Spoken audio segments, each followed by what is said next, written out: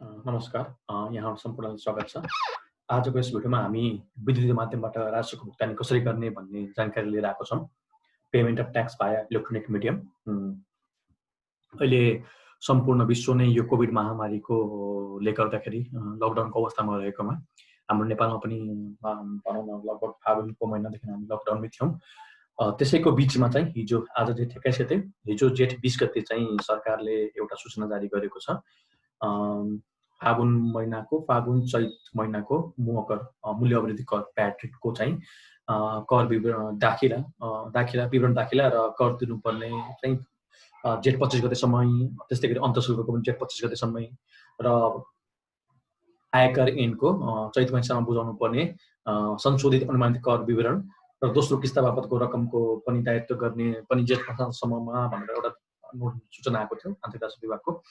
यो सूचना आउने बित्तिकै चाहिँ मेरो थुप्रै साथीहरूले चाहिँ मलाई फोन गरेर अङ्कित चाहिँ यसरी तब कसरी गर्ने, कसरी राजस्व पे गर्ने, किनभने गाडीहरू त चलेको छैन, ब्याङ्क पनि त्यस्तो राम्रोसँग नखुलिरहेको अवस्थामा के गर्ने भन्दाखेरि मैले चाहिँ सरकारले एउटा कनेक्ट आइपिएसको एउटा सुविधा लिएर आएको थियो। त्यो सुविधा प्रयोग गर्न मिल्छ भन्दाखेरि चाहिँ त्यो कनेक्ट आइपिएस चाहिँ को बारेमा थाहा नभएको भनेपछि मैले एउटा त्यस्तो जानकारी दिउँ भन्ने उद्देश्यका साथ एउटा कनेक्ट आइपिएस सम्बन्धी एउटा मैले भिडियो बनाएको छु।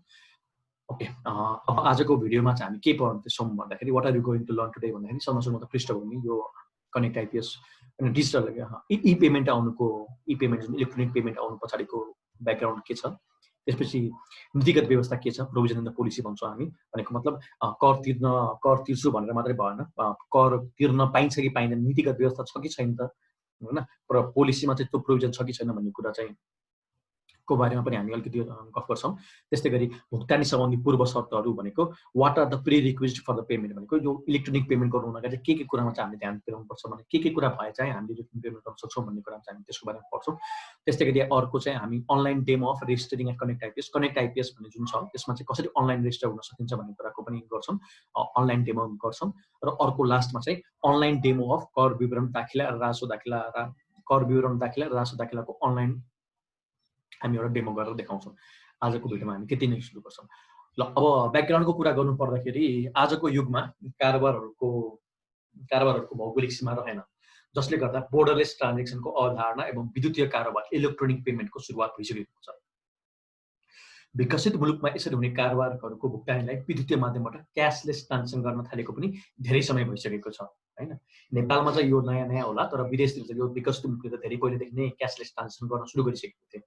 त्यस्तै गरी अब यो इलेक्ट्रोनिक पेमेन्ट भने के हो त, यसको व्याख्या गर्नु पर्दाखेरि कुनै वस्तु वा सेवाको उपयोग गरे बापत तिर्नुपर्ने रकम उपयोगकर्ता भएको स्थानबाट नै वस्तु तथा सेवा प्रदायकलाई विद्युतीय माध्यमबाट गरिने भुक्तानीलाई नै विद्युतीय भुक्तानी अथवा इलेक्ट्रोनिक पेमेन्ट ई पेमेन्ट भनिन्छ। भनेको मतलब म जहाँ बसिरहेको छु त्यहीँबाट नै मैले प्राप्त गरेको सेवा अथवा वस्तुको लागि चाहिँ पेमेन्ट गर्नुलाई नै हामीले के भन्छौँ भन्दाखेरि इलेक्ट्रोनिक पेमेन्ट भन्छौँ। अब यो तर यसको व्याख्याको कुरामा अब वस्तु तथा सेवाको कारोबार एवं दायित्वको भुक्तानी गर्दाको बारेमा गफ गर्दाखेरि चाहिँ कतिवटा प्रकारको हुन्छन् त भन्दाखेरि व्यक्ति र व्यक्तिको बिचमा नि कारोबार हुन्छ, त्यसलाई चाहिँ हामी P2P अथवा पर्सन टु पर्सन भन्छौँ। त्यस्तै गरी व्यवसाय र उपभोक्ता बिच पनि कारोबार हुन सक्छ, होइन, त्यसलाई चाहिँ हामी B2C अथवा बिजनेस टु कस्टमर भन्छौँ। उपभोक्ता र सरकार बिच पनि कारोबार हुन सक्छ, त्यसलाई चाहिँ हामी कस्टमर टु गभर्नमेन्ट भन्छौँ, C2G भन्छौँ। त्यस्तै गरी सरकार र सरकारका निकाय बिचमा पनि कारोबार हुन सक्छ, त्यसलाई चाहिँ हामी के भन्छौँ, गभर्नमेन्ट टु गभर्नमेन्ट भन्छौँ। त्यस्तै गरी अहिले हालको अवस्थामा नेपालमा चाहिँ credit card, debit card, ATM machines, traveller cheques, mobile wallet लगायतका उपकरणहरूबाट भुक्तानी हुँदै आइरहेको छ अहिलेको हालको अवस्थामा। र त्यो भन्दैमा फेरि इलेक्ट्रोनिक पेमेन्टमा हामी पछाडि छौँ भन्न खोजेको होइन। हाल नेपालमा जस्तै दराज भयो, सस्तो भयो, मुन्सा भयो, फुडमान्डु भयो, ओटिस भन्ने छ, अर्बन गर्ल भन्ने छ, चोइस मान्डु भन्ने छ, किताब यात्रा भन्ने छ, नेप एक्सप्रेस भन्ने छ, होइन।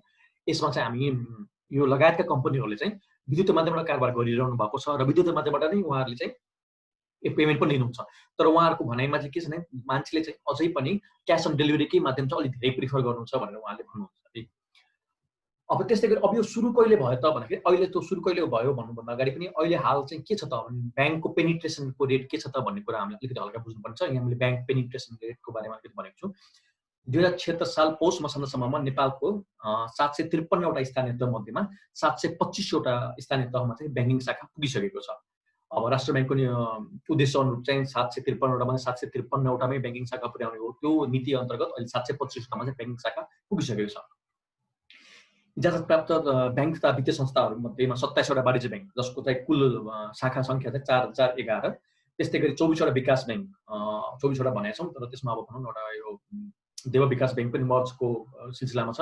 त्यस्तै गण्डकी विकास बैंक पनि मर्जको सिलसिलामा छ, मेगा बैंकसँग मर्जको सिलसिलामा छ। जसले गर्दा यो 24वटा नभएर 22वटामा होला। तर भनौँ न अहिले हालको अवस्थामा 24वटा विकास बैंक मध्ये जसको शाखा सङ्ख्या चाहिँ 1293। त्यस्तै गरी 22वटा वित्तीय कम्पनी फाइनेन्स कम्पनी र 90वटा लघु वित्तीय संस्था गरी 163वटा संस्थाको माध्यमबाट 725वटै स्थानीय तहमा ब्याङ्किङ सुविधा नागरिक समक्ष पुगेको छ। यो त भयो ब्याङ्कको पेनिट्रेसन रेट। अब ब्याङ्कको पेनिट्रेसन रेट मात्रै नभएर राष्ट्र ब्याङ्कले चाहिँ अरू के नियम पहल गरेको छ भन्दाखेरि नेपाल राष्ट्र ब्याङ्कबाट भुक्तानी सेवा सञ्चालक अथवा पेमेन्ट सर्भिस अपरेटरको रूपमा र भुक्तानी सेवा प्रदायक पेमेन्ट सर्भिस प्रोभाइडरको रूपमा थुप्रै निकायले अनुमति प्राप्त गरिसक्नु भएको छ। अब यसलाई प्रोत्साहन गर्न राष्ट्र ब्याङ्कले के गरेको छ भन्दाखेरि विद्युतीय माध्यमबाट गरिने भुक्तानलाई अभिवृद्धि गर्ने नीति अनुसार हालसम्म 9वटा भुक्तानी प्रणाली सञ्चालक र 10वटा भुक्तानी सेवा प्रदायक गैर ब्याङ्क तथा वित्तीय संस्थालाई कारोबार गर्न अनुमति प्रदान गरिसकेको छ। त्यस्तै गरी भुक्तानी प्रणाली आधुनिकीकरणको महत्त्वपूर्ण पूर्वाधारको रूपमा रहेको वास्तविक समयको भुक्तानी प्रणाली अथवा real time gross settlement RTGS भन्छौँ यसलाई सञ्चालनमा ल्याइएको छ। आरटीजीएस पनि सञ्चालनमा आइसकेको छ। त्यस्तै गरी मोबाइल र इन्टरनेट मार्फत भुक्तानी सेवा विस्तार गरी दुर्गम स्थानहरूमा वित्तीय पहुँच पुर्याउन भुक्तानी सेवा प्रदायक संस्थाहरूलाई प्रोत्साहन गरिएको छ। अब यो प्रोत्साहन गरिएको नै छ है। त्यस्तै गरी अर्को के छ भन्दाखेरि पोइन्ट अफ सेल्स POS भन्छौँ हामी। पोइन्ट अफ सेल्स मेसिन मार्फत कारोबार गर्दा ग्राहकसँग अतिरिक्त शुल्क लिन नपाइने व्यवस्था गरिएको छ। यो चाहिँ अब डिजिटल इकोनोमीलाई बढावा दिनलाई हो। हाम्रो मित्र राष्ट्र भारतमा पनि पहिला क्यास ट्रान्जेक्सन धेरै हुन्थ्यो, तर 2016मा नरेन्द्र मोदी सरकारमा आइसकेपछि डिमोनिटाइजेसन गरिदिनु भयो र डिजिटल इकोनोमी एकदम वात्तै बढेको थियो। त्यस्तै गरी नेपालमा पनि अब डिमोनिटाइजेसन त भएको छैन, तर पनि यहाँ पनि सरकारले चाहिँ प्रोत्साहनको रूपमा चाहिँ के गरेको छ भन्दाखेरि पोइन्ट अफ सेल्स POS मेसिनद्वारा कारोबार गर्दा ग्राहकसँग अतिरिक्त शुल्क लिन नपाइने भनेर व्यवस्था गरेको छ।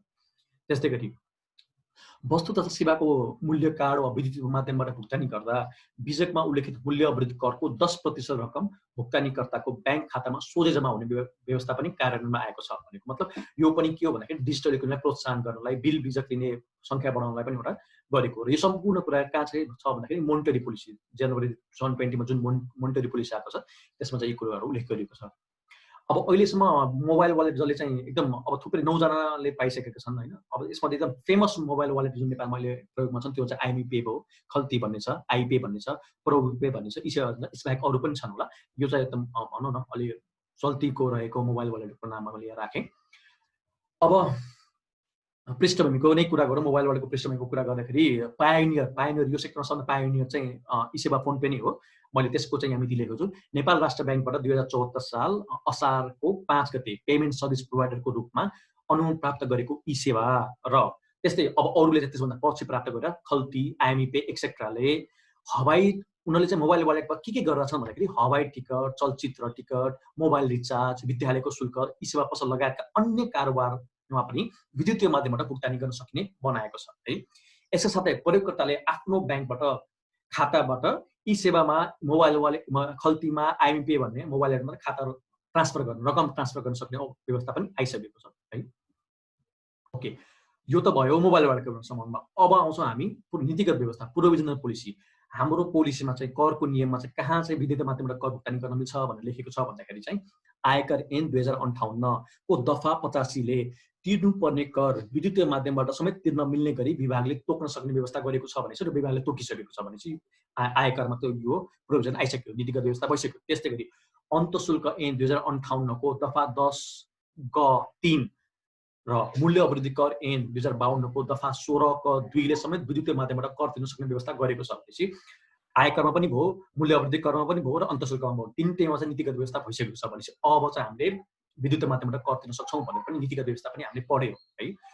अब यसलाई प्रोत्साहनको रूपमा चाहिँ के कदम चालियो त भन्दाखेरि मिति 2074 साल फागुन 14 गते माननीय अर्थमन्त्री डाक्टर युवराज खतिवडाको पद बहालीको क्रममा सरकारबाट हुने भुक्तानी र सरकारलाई प्राप्त हुने राजस्वलाई विद्युतीय प्रणालीद्वारा व्यवस्थित गरी सरल, सुरक्षित र लागत प्रभावी बनाउन 2025 साल वैशाख 1 गतेदेखि विद्युतीय भुक्तानी प्रणाली लागू गर्ने ई-पेमेन्ट सम्बन्धी पहिलो नीतिगत निर्णय भएकोले समेत विद्युतीय प्रणालीको लागि महत्त्व अझ बढेको देखिन्छ भनेपछि अहिलेको हालको वर्तमान अर्थमन्त्री युवराज खतिवडाले आफ्नो पदबारीको क्रममा नै ई-पेमेन्टलाई चाहिँ बढावा दिने, प्रोत्साहन दिने भनेर उहाँले भन्नुभएको थियो, नीतिगत निर्णय गर्नुभएको थियो है। अब आन्तरिक राजस्व कार्यालय र विद्युत भुक्तानीको बिचमा त के गरेको छ भन्दाखेरि आन्तरिक राजस्व कार्यालयको ई गभर्नेन्स मास्टर प्लान 2009, ई ट्याक्सेसन मास्टर प्लान 2009 र ले विद्युत भुक्तानीलाई अभिन्न अङ्गको रूपमा लिएको छ है। हेर्नुहोस् यहाँ के लेखेको छ भन्दाखेरि हाम्रो आन्तरिक राजस्व कार्यालयको पनि ई गभर्नेन्स मास्टर प्लान 2009, ई ट्याक्सेसन मास्टर प्लान 2009 ले विद्युत भुक्तानीलाई अभिन्न अङ्गको रूपमा लिएको छ। त्यस्तै गरी आन्तरिक राजस्व विभागको स्ट्राटेजिक प्लान 2012-2017 र रिफर्म्स प्लानमा समेत समावेश गरिएको छ भनेपछि यसलाई कति धेरै महत्त्वपूर्ण दिएर राखेको छ है। यसका साथै नेपाल सरकारले सन् 2016 मा सम्भवतः अध्ययन सम्पन्न गरी 2017 मा महालेखा नियन्त्रक कार्यालयलाई विद्युत भुक्तानी सञ्चालन गर्ने निकायको रूपमा पहिचान गरेको थियो भनेपछि 2016 मै नेपाल सरकारले चाहिँ महालेखा नियन्त्रकको कार्यालयलाई चाहिँ विद्युत भुक्तानी सञ्चालन गर्ने निकाय रूपमा पहिचान गरिसकेको छ है। अब सन् 2018 मा महालेखा नियन्त्रक कार्यालयले विद्युतीय भुक्तानी मैत्री new revenue management system, new RIMS भन्छौँ, आरआइएमएस रिम्स भन्छौँ, त्यो भनेको रेभिन्यू म्यानेजमेन्ट सिस्टमको विकास गरिसकेको छ।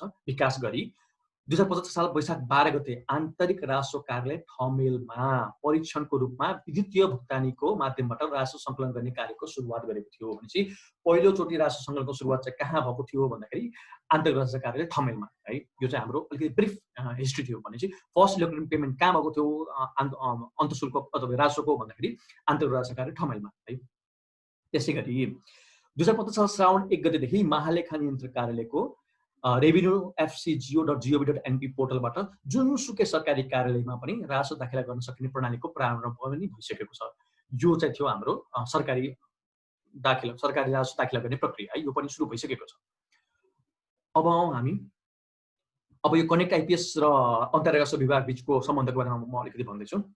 आन्तरिक राजस्व कार्यालय अन्तर्राष्ट्रिय राजस्व विभागको ट्याक्स पेयर पोर्टलबाट नेपाल क्लियरिङ हाउस लिमिटेड एनसीएचएल भन्छौँ यसलाई, नेपाल राष्ट्र ब्याङ्कबाट 2074 साल साउन 15 गते पेमेन्ट सर्भिस अपरेटरको रूपमा अनुमोदित प्राप्त संस्था कनेक्ट आइपिएस सिस्टम र महालेखा नियन्त्रण कार्यालय एफसीजीओ नेपाल सरकारको सञ्चित खाता सञ्चालकको निकायको न्यू रिम्ससँग एपिआई मार्फत इन्टरकनेक्टेड सिस्टमको विकास गरी 2075 साल 6 को महिना 1 गतेबाट सञ्चालनमा ल्याइएको छ भनेपछि यो सञ्चालनमा आइसकेको छ। This was the history of connect IPS है।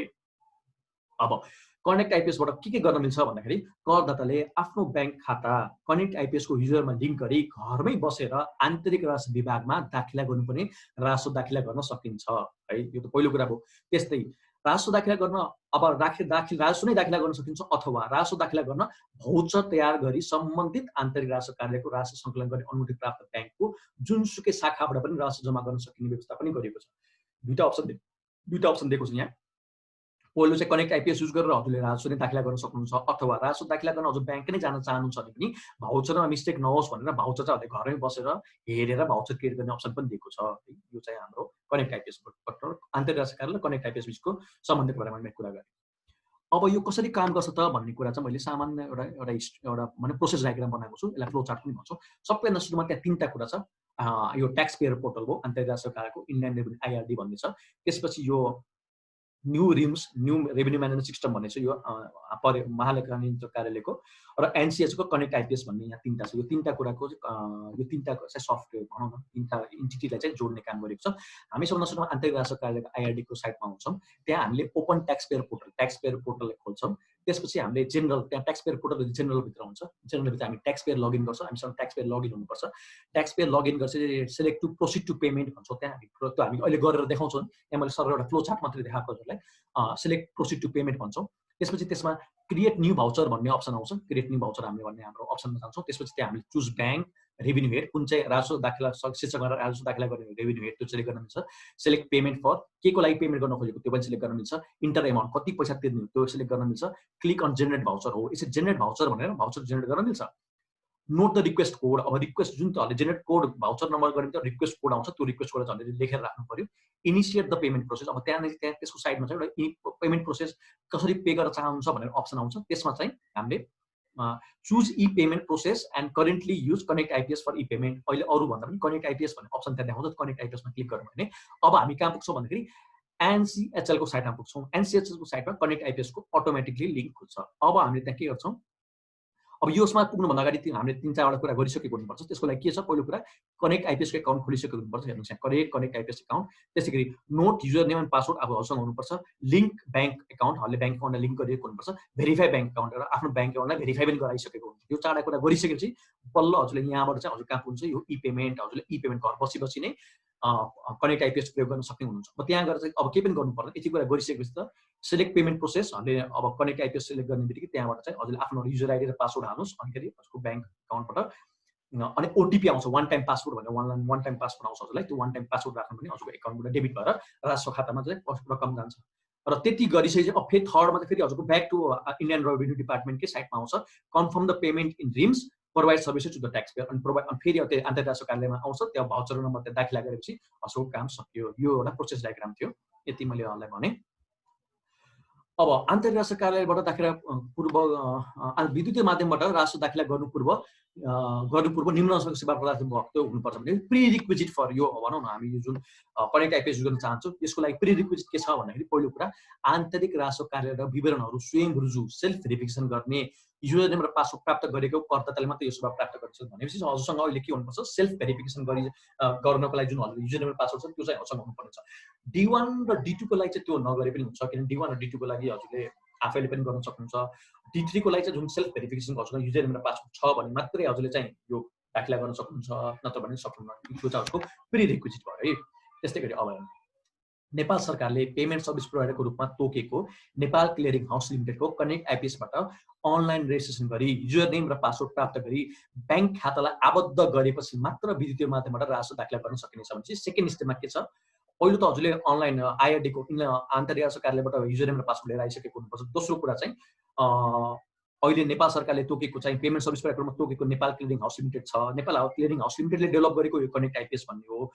कनेक्ट आइपिएसमा हजुरले पहिला रेजिस्ट्रेसन गर्नुपर्ने छ, त्यसको युजर नेम र पासवर्ड लिएपछि ब्याङ्कमा गएर ब्याङ्क अकाउन्ट लिङ्क गराइसकेपछि भेरिफाई गराइसकेपछि बल्ल यो सर्भिस प्रयोग गर्न पाउँछ भनेपछि these are where the prerequisite. यति चाहिँ हजुरको पूर्व शर्तहरू थियो जुन चाहिँ पालना गरेपछि मात्र हजुरले कनेक्ट आइपिएस प्रयोग गर्न पाउनुहुन्छ। यो हामी भन्छौँ कसरी लिङ्क गर्ने भन्ने कुरा, ठिक छ।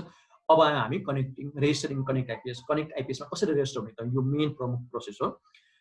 अब यसको लागि सबभन्दा सुरुमा चाहिँ हजुरले www.connectips.com.np खोल्नु भयो भने सबभन्दा सुरुमा आउँछ step 1 enrol as a user भन्ने अप्सन आउँछ। त्यसपछिको सेकेन्ड स्टेप आउँछ लिङ्क ब्याङ्क एकाउन्ट, दोस्रो स्टेप आउँछ लिङ्क ब्याङ्क एकाउन्ट, तेस्रो step verify and activate bank account भन्ने आउँछ है। अब जाउँ हामी एकैछिन, यसलाई मैले स्टप सेयर गरेँ र म हजुरलाई कनेक्ट आइपिएस को नै साइट देखाउन चाहन्छु एकचोटि।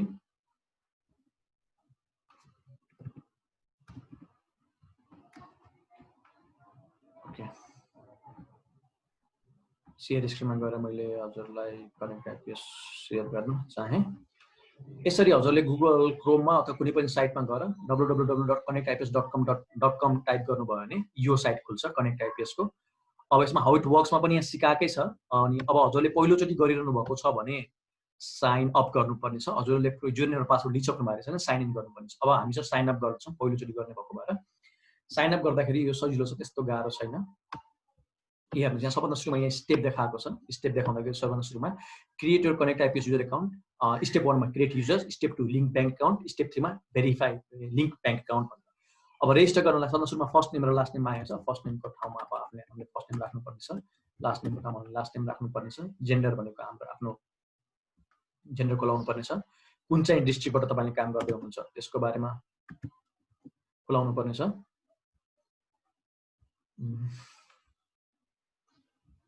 हैन, अब यहाँ मोबाइल नम्बरमा आएको छ, अब इमेल आइडीमा आएको छ।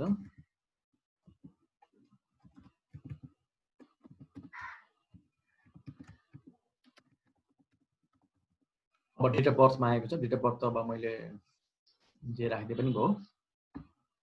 यो चाहिँ अझ तपाईँहरूले चाहिँ एक्चुअल राख्नु होला। अब यो चाहिँ यहाँ मैले एउटा भनौँ स्याम्पल मात्रै गरिरहेको भएर मैले तपाईँहरूलाई एउटा जे पनि राखेर देखाइदिएँ। यसरी हजुरले यो सामान्य छ, नाम हजुरको उहरू युजर नेम पासवर्डहरू राखेर अनि अब यहाँ हजुरले आफ्नो युजर नेम राख्ने हो, पासवर्ड राख्ने हो, कन्फर्म पासवर्ड गर्नुहोस् हैन। अनि अब यो यसमा चाहिँ हजुरले एउटा कुनै एउटा उसलाई चाहिँ एउटा मेल आइडी क्रिएट गरे जस्तै हो। हजुरले मेल आइडी क्रिएट गरेर यो सामान्य प्रोसेस गर्नुहुन्छ। यो मध्ये कुनै एउटा चाहिँ जस्तो भने यो एउटा ल्यापटप चुज गरेर जस्तै फ्रेजमा आई वर्क इन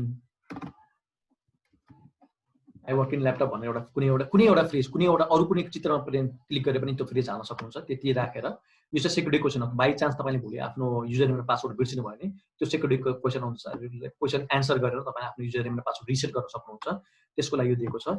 र यहाँ दिएको यो क्याप्सा कोडहरूलाई हालेर तपाईँले रेजिस्टर गरेको खण्डमा तपाईँ रेजिस्टर हुनुहुन्छ है। यति हो।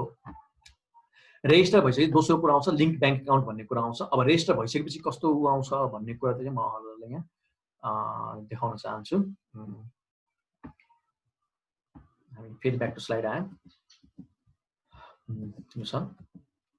यस्तो हुन्छ। रेजिस्टर भइसकेपछि तपाईँहरूको यस्तो एउटा कुनै एउटा लिङ्क ब्याङ्क एकाउन्टको एप्लिकेसन फर्म आउँछ। तपाईँले त्यो त्यहाँबाट रेजिस्टर गरेपछि एउटा यस्तो आउँछ।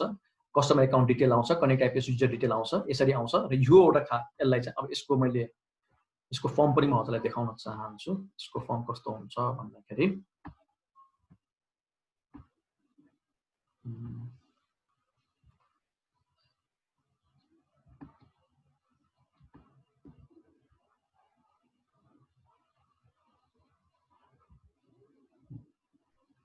मैले अरूको त छैन, मैले आफ्नै फर्म चाहिँ यहाँ राखेको छु। मलाई म आफ्नै फर्म देखाउन चाहन्छु।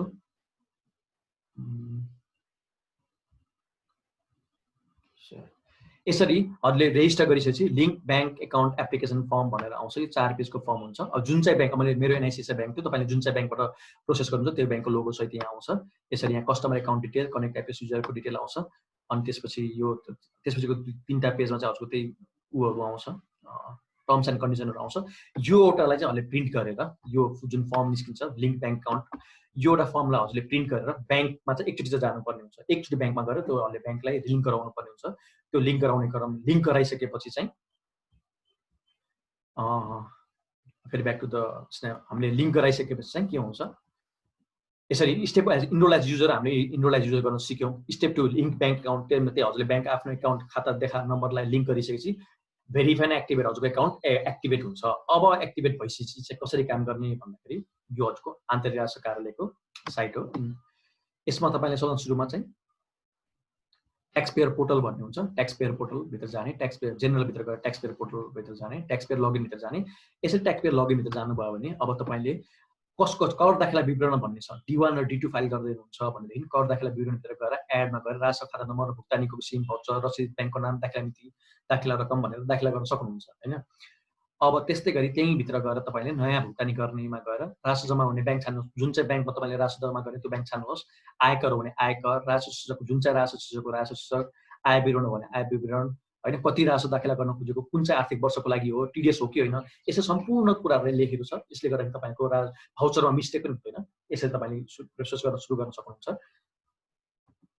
अब हेर्नुहोस् पेमेन्ट तपाईँले यति गरिसकेपछि transaction code will generate with the following information, please confirm below to continue payment भनेर तपाईँले एकचोटि क्वेसन कन्फर्म गर्छ। तपाईँले तिर्न खोजेको पैसा रकम 5263.70 पैसा हो भनेर सोध्छौले। अब यहाँ राजस्व शीर्षक पनि देखाउँछ, राजस्व उपशीर्षक आयकर, व्यक्तिगत वा एकलौटी फर्मको लागि के को बापत तिर्न खोजेको छ, आय विवरणको बापत जम्मा गर्न खोजेको पैसा यति, आर्थिक वर्ष यतिको लागि टिडिएस हो कि होइन भन्दा होइन, यसरी सोध्छ। र अहिले कन्फर्म गर्नु भएपछि बल्ल हजुरको के निस्किन्छ, ट्रान्जेक्सन कोड जेनेरेटेड भनेर ट्रान्जेक्सन कोड निस्किन्छ एउटा है।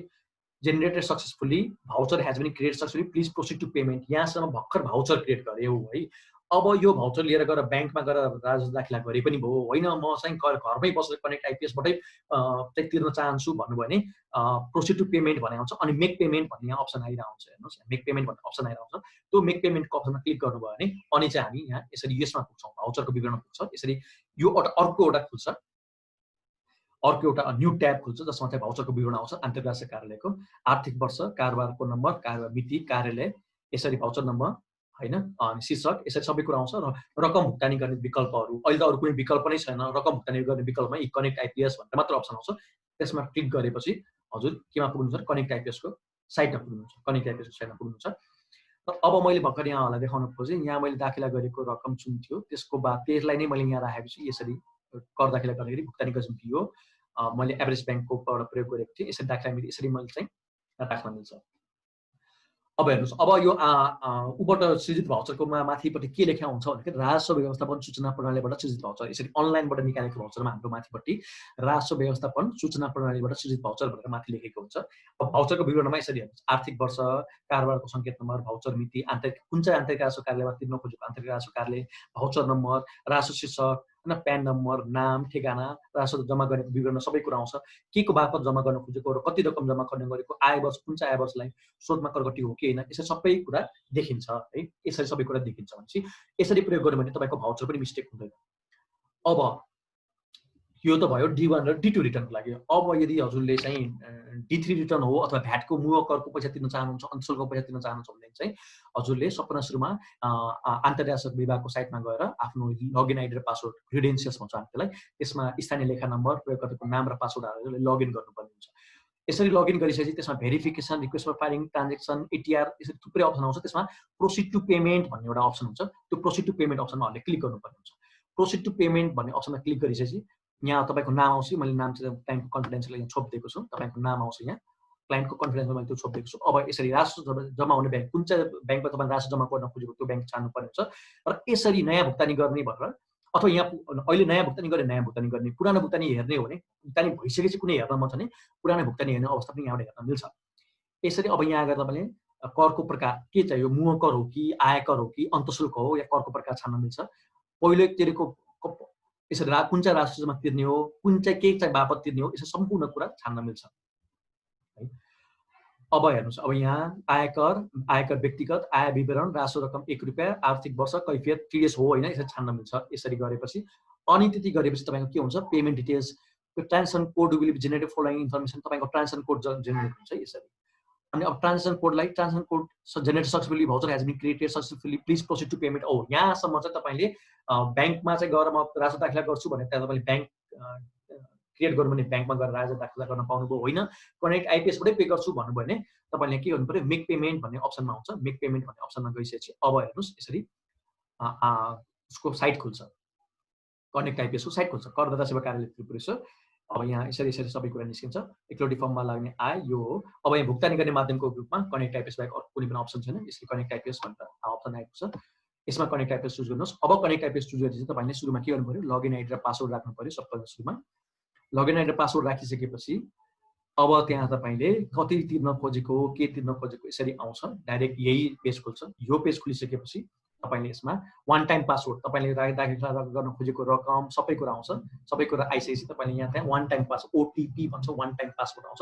त्यो वान टाइम पासवर्ड तपाईँले हजुरलाई एक्चुअली हालिसकेपछि तपाईँको पेमेन्ट सक्सेसफुल भयो। यसरी तपाईँको के आउँछ एकाउन्ट डेबिट इन्फर्मेसन भनेर एकाउन्ट डेबिट इन्फर्मेसनको मेसेज आउँछ स्ट्याटस सक्सेसफुल तपाईँको डेबिट कारोबार सफलतापूर्वक सम्पन्न भएको छ। राजस्व खातामा रकम जम्मा भइसकेपछि उक्त विवरण केही मिनेट अध्यावधि भएको देखिँदैन सुरुमा चाहिँ देखिँदैन। भाउचर प्रिन्ट सेवा गरी सेवा लिन कार्यालय जान सक्नुहुन्छ। अब भाउचर प्रिन्ट गर्ने र कर सेवा कार्यालय जाने अथवा अन्तर्राष्ट्रिय विभाग जाने यसरी। अब यति गरिसकेपछि हजुर तपाईँ फेरि फर्केर केमा आइपुग्नुहुन्छ भन्दाखेरि अन्तर्राष्ट्रिय कार्यालयको पनि आइपुग्नुहुन्छ। अब भाउचर नम्बर कुन चाहिँ भाउचर हो यसरी भाउचर नम्बर तपाईँले हेर्न मिल्छ है। यति त भयो तपाईँको कनेक्ट आइपिएसको बारेमा। अब कनेक्ट आइपिएस प्लेटफर्ममा को जोडिसकेको छ भन्दाखेरि कनेक्ट आइपिएसको प्लेटफर्ममा सम्पूर्ण कमर्सियल ब्याङ्कहरू जोडिसकेको छ। नेपालमा भएको 27 कमर्सियल ब्याङ्क मध्येमा स्ट्यान्डर्ड चार्टर्ड ब्याङ्क मात्रै जोडिएको छैन नत्र स्ट्यान्डर्ड ब्याङ्क बाहेक सम्पूर्ण ब्याङ्क जस्तै कृषि विकास ब्याङ्क अनि सबै ब्याङ्कको नाम नलिउँ यो सम्पूर्ण ब्याङ्कहरू चाहिँ कमर्सियल ब्याङ्कहरू तपाईँको लगभग जोडिसकेको छ सम्पूर्ण कमर्सियल ब्याङ्कहरू। त्यस्तै गरी डेभलपमेन्ट ब्याङ्क पनि 24वटा डेभलपमेन्ट ब्याङ्क मध्ये लगभग जोडिसकेको छ। फाइनेन्स कम्पनीहरूमा पनि 22वटा कतिवटा फाइनेन्स कम्पनी थियो त्यसमध्येमा जस भनौँ न यतिवटा फाइनेन्स कम्पनी जोडिसकेको छ। अब यो त थियो हाम्रो कनेक्ट आइपिएस प्रयोग गर्ने तरिकाको बारेमा। अब एउटा प्र्याक्टिकल डेमो नै गरेर चाहिँ म तपाईँहरूलाई कुनै अर्को दिन प्र्याक्टिकली नै कुनै एउटा कनेक्ट आइपिएसलाई प्रयोग गरेर नै देखाउँछु। आजलाई चाहिँ यति नै छ। हस्त धन्यवाद।